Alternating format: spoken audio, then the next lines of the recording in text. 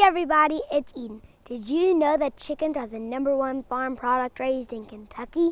More money comes to the state from the sale of these birds. Turkeys are also raised in Kentucky.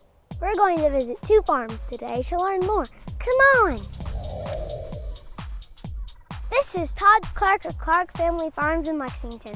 He and his family sell beef cattle, chickens, eggs, and turkeys to sell to local customers. Hi, Mr. Clark. I would like to see your turkeys first because it's almost Thanksgiving, and at my house we always eat a turkey.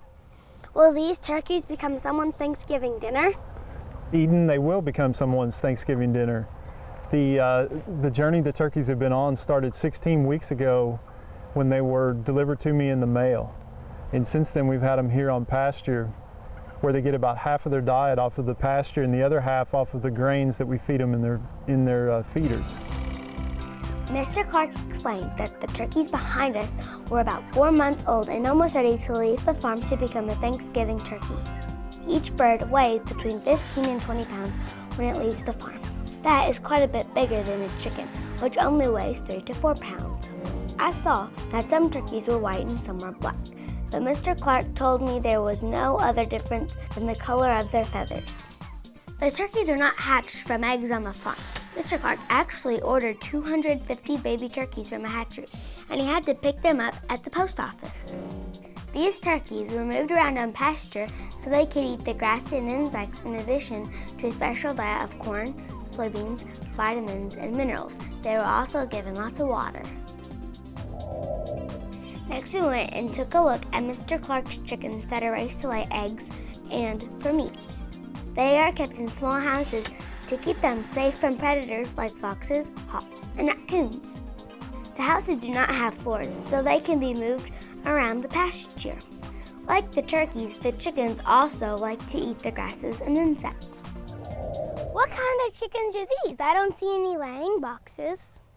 That's a good observation, Eden. These are different from the laying hens. These are producers of meat. And so these chickens are what we eat for dinner. These will be only for meat production. These are Freedom Rangers, is the name of the red ones. Would you like to see the different kind of chickens that we also raise for meat? Sure. These are Cornish rock chickens, and these are 6 weeks old. And so these were purchased when they were 1 day old and received in the mail also. And so 6 weeks later, this is what they look like. You said you raised chickens, eggs, and turkeys for local families.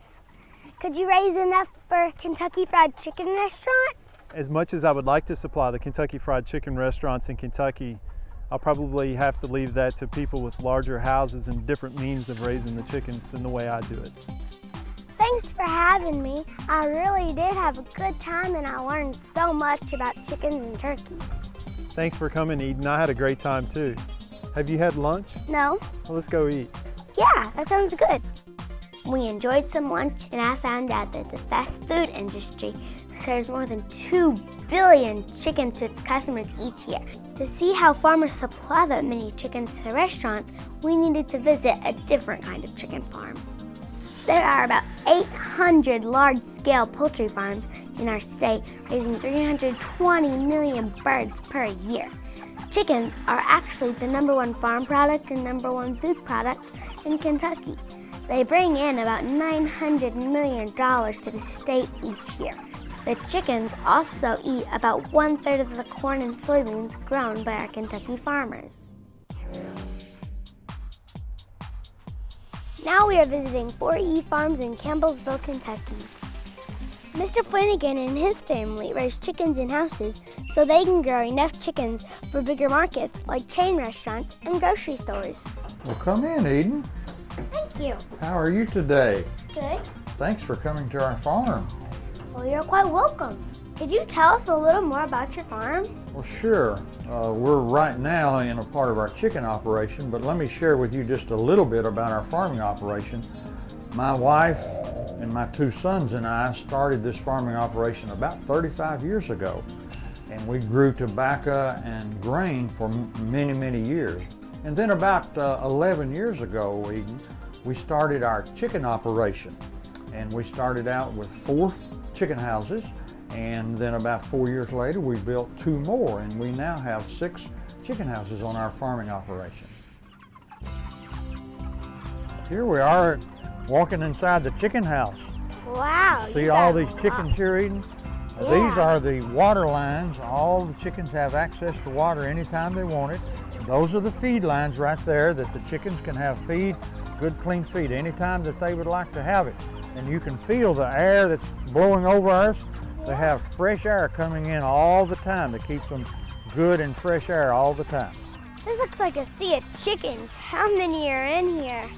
Well, this is a very full house of chickens because they're old enough that they're getting ready to be taken out even tonight. But there's about 22,000 chickens in here. We usually have from 21 to 23,000 is about the number of chickens that we have in each house. How old are the chickens? Well, these chickens right now are about 52 days old. We get the chickens when they're born, the day that they're born, and they bring them in here, and they're just, if you were to see it then, it'd just be like a little sea of yellow. You've seen the little baby chick, haven't you? And then as they grow, they get bigger and they spread out over the whole building. That's about how long we keep them, is about 52 to 53 days each flock. It was so interesting to compare Mr. Flanagan's farm with Mr. Clark's. Mr. Flanagan's chickens were in special houses where the temperature is controlled at all times and the food is provided automatically throughout the day. Equipment in the control room makes sure everything is running the way it is supposed to. While Mr. Clark's chickens get to eat grasses, both farmers feed their chickens a special feed of corn and soybeans to help them grow. I also learned that the chicken's poop was very important to both farmers, since it is full of nutrients that are good for plants. The chickens on Mr. Clark's farm leave their poop directly on the pasture to help it grow for the following crops of chickens. On Mr. Flanagan's farm, they scoop out the chicken poop and bedding to spread on his corn, wheat, and soybean field. This keeps both farmers from having to buy expensive fertilizers. Mr. Flanagan, thank you so much for showing us how you care for your chickens. Well, thank you, young lady, for coming. It's always good to have young people come and visit us, and I hope that you eat more chicken. It was an honor meeting you. Thank you. The next time you visit a Kentucky Fried Chicken restaurant or a grocery store, think about how the chicken got there. It probably came from a farm, just like this one. And don't forget, if you want to help support your local farmers, you can always buy chicken and turkeys from farms a lot like Mr. Clark's. Happy eating!